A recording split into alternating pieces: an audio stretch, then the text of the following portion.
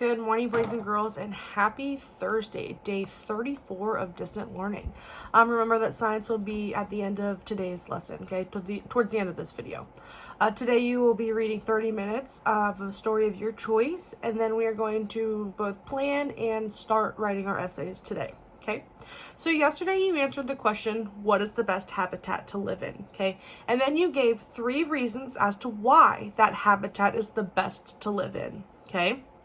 Today, you are going to gather evidence from your chosen article, the habitat that you chose as the best, and begin writing the first 2 paragraphs of your essay, okay?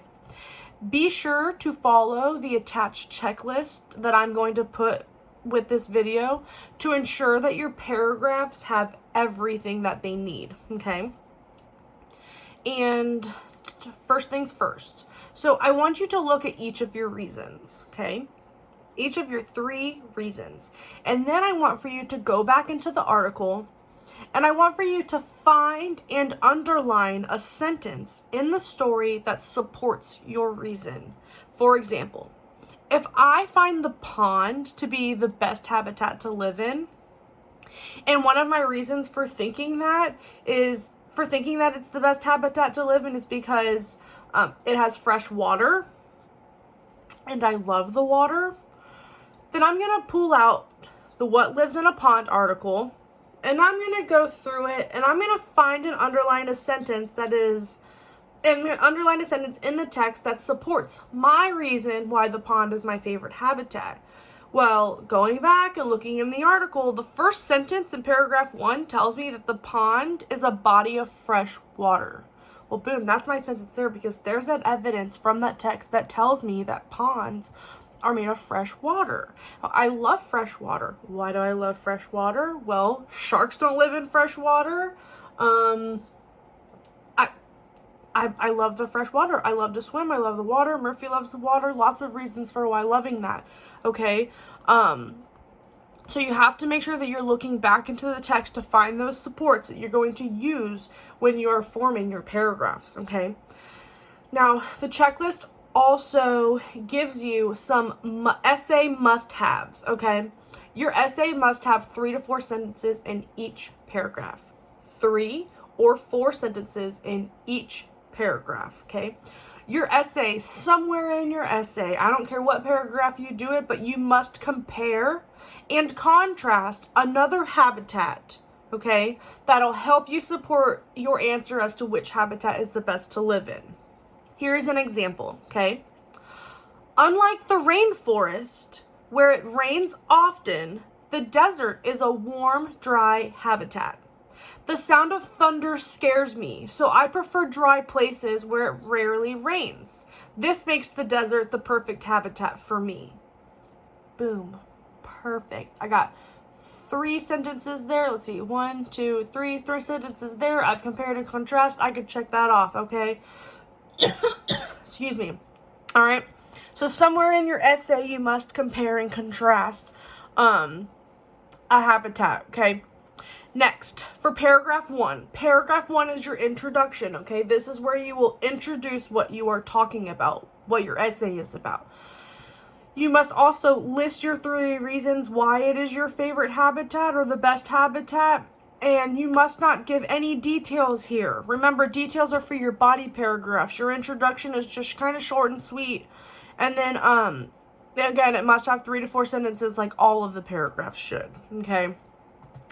And then for your body paragraph, paragraph number 2, this is where you give one of those reasons for thinking that the habitat is the best to live in, okay? This is where you will find and enter the support from the text, so that sentence that helps you and supports your answer for that being the best habitat. This is also where you will explain, so give those details to explain why that reason is important to you and helps you explain to your reader why it's the best habitat to live in, okay? 3 to 4 sentences total.